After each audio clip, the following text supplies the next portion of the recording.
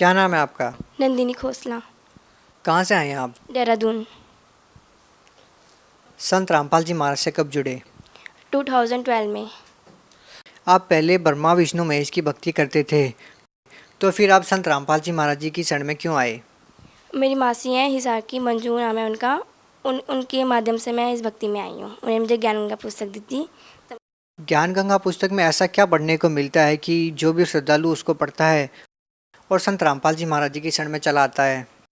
मैंने तो मैक्सिमम मैंने पूरी नहीं पढ़ी, थोड़े से 2-3 पन्ने पढ़े थे, बट मुझे बहुत अच्छा लगा क्योंकि हम जिसकी पूजा पाठ करते थे वहाँ हमें लाभ कोई भी नहीं मिला, और जिसमें लिखा है हम इतना पूजा पाठ करते थे और हम फिर भी मेरा जन्म फंसे, हम बाबा इस धरती पे आ जाते हैं, हमें मुक्ति नहीं होती। हम सोचते हैं हमें मुक्ति होगी, हम स्वर्ग में जाएंगे, ऐसा तैसा बोलेंगे, लेकिन हमारे साथ कुछ होता ही नहीं ऐसा।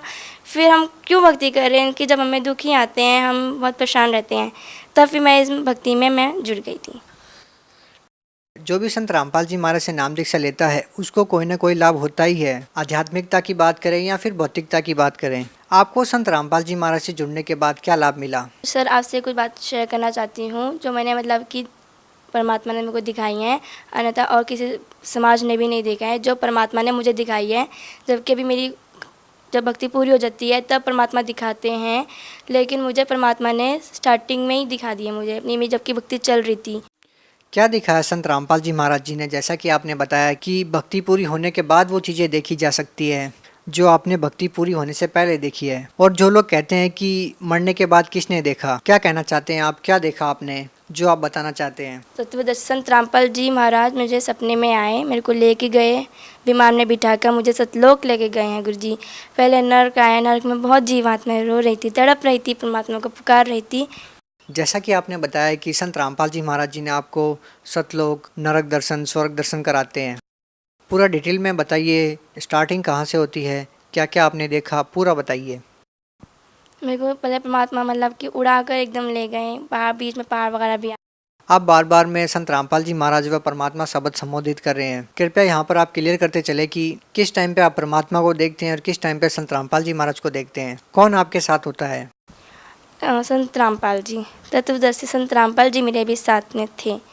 तो पहले मतलब उड़ा के ले गए विमान में बिठाकर। मेरे को डर भी लगा बीच बीच में, बट मैंने परमात्मा को गुरु जी को मतलब कि पकड़ रखा था, तत्वदर्शी संत रामपाल जी को पकड़ रखा था। मेरे को बहुत डर भी लगता रहा, बट फिर गुरु जी ने मुझे कहा कि बेटा डरो मत, मैं तुम्हारे साथ हूँ। पहले पहाड़ वगैरह में ही घुमाते रहे, फिर गुरु जी ऊपर नरक में लेके गए। नरक में बहुत जीवात्मा तड़प रही थी। नरक का नज़ारा कैसा था? क्या आपने देखा? क्या हो रहा था वहाँ पर? कैसे आपने देखा?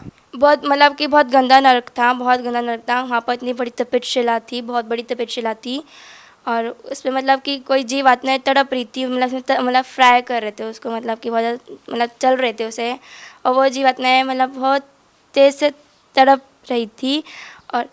और मतलब कि आगे मतलब कहीं को मतलब कि घसीटा जा रहा था, किसी मतलब कि कोड़ों से मारा जा रहा था, बहुत ज़्यादा मतलब कि अपने पापों को वो कर रही थी, वो भुगतान कर रही थी। और गुरुजी मतलब तत्वदर्शी संत रामपाल जी महाराज मेरे बगल में थे, और उन्होंने मतलब कि मुंह फेर लिया था, वो पीछे तरफ कर लिया था, और मैंने गुरुजी को देख लिया कि गुरुजी रो रहे थे। मैंने देखा गुरुजी को, तो मैंने बोला कि गुरुजी आप क्यों रो रहे हो, परमात्मा मुझे बताओ आप क्यों रो रहे हो।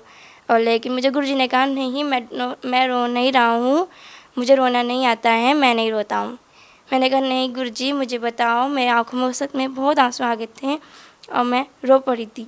फिर गुरुजी ने कहा कि बेटा देख मेरी जीव आत्मा कैसे तड़प रही थी, मेरे को पुकार रही थी, बट मेरी कोई अब तभी नाम दीक्षा लेंगे जब ये मतलब कि अब ये जब मेरे को प्राप्त करेंगे तो दोबारा से इनको मनुष्य जीवन मिलेगा, तभी मेरे को प्राप्त करके तभी भक्ति करके तब चलेंगे मेरे साथ। मैंने कहा ठीक है गुरुजी। मतलब मेरे को आंसू आ गए थे गुरुजी के, और गुरुजी में भी आ गए थे। फिर गुरुजी आगे स्वर्ग में लेके गए। स्वर्ग में बहुत अच्छा था, मतलब बहुत अच्छा रहन सहन था वहाँ पर, बहुत अच्छा रहन सहन था वहाँ पर। मतलब कि डांस वगैरह, नाच गाने वगैरह भी चल रहे थे, और वहाँ पर जिनकी भक्ति अच्छी होगी वो मतलब कि वहाँ पर सब ठाट मजे कर रहे थे वहाँ पर वो।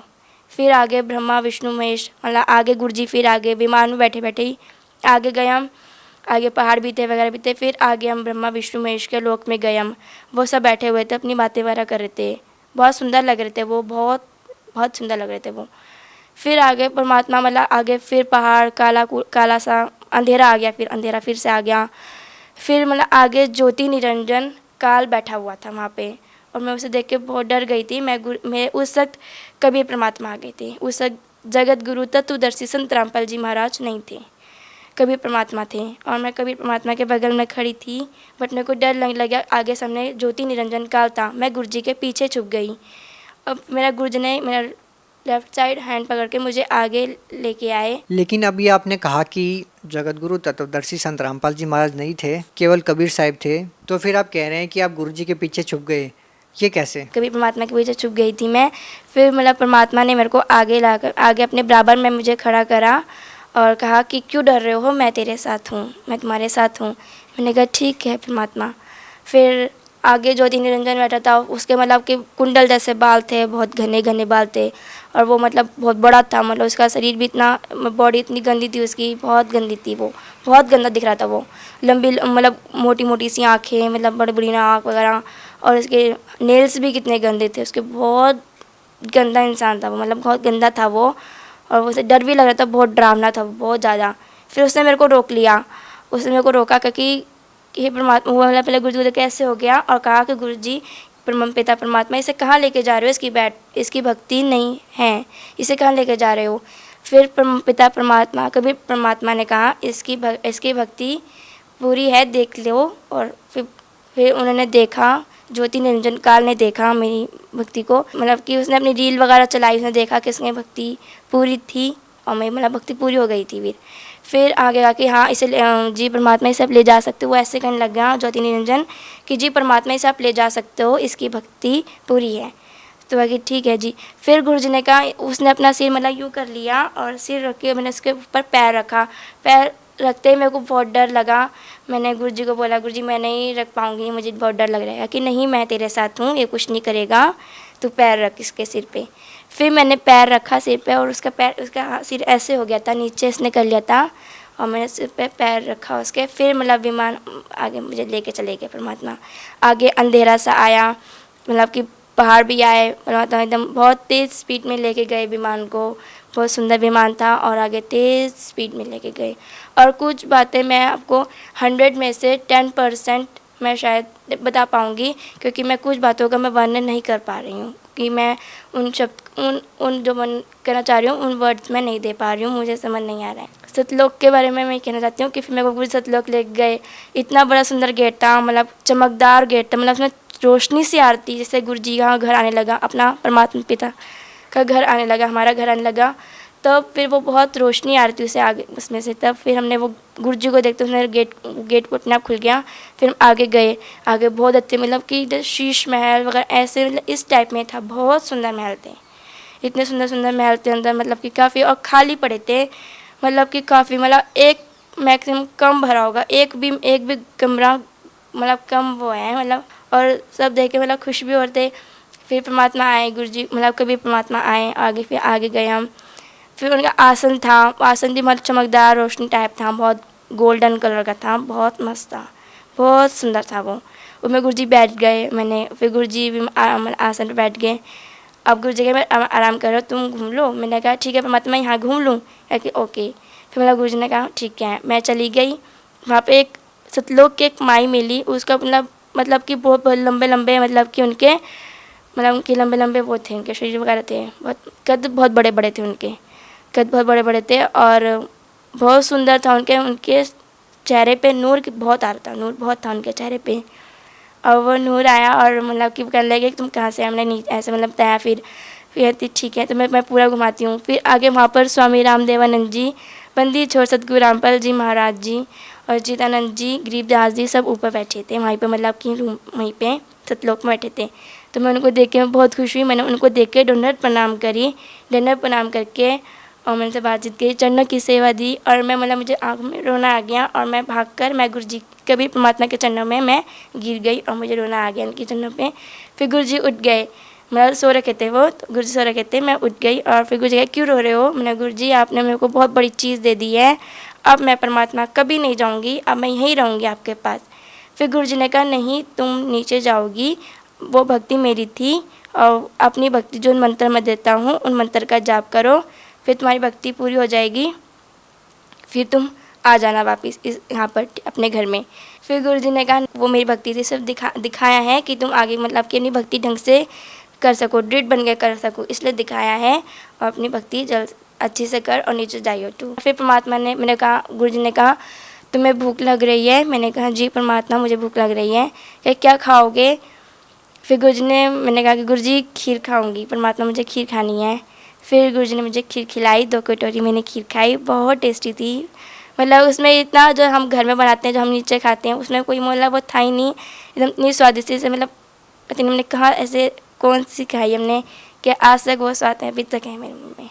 हाँ मुझे फ़ील हो रही थी जब मतलब कि मैं अपने मतलब कि मैं उठी, तब मेरे को फ़ील हुई थी, तब मतलब कि मैंने ऊपर खीर खाई 2 कटोरी, तो मेरा पेट भरा हुआ था, मुझे फ़ील हो रहा था उस वक्त।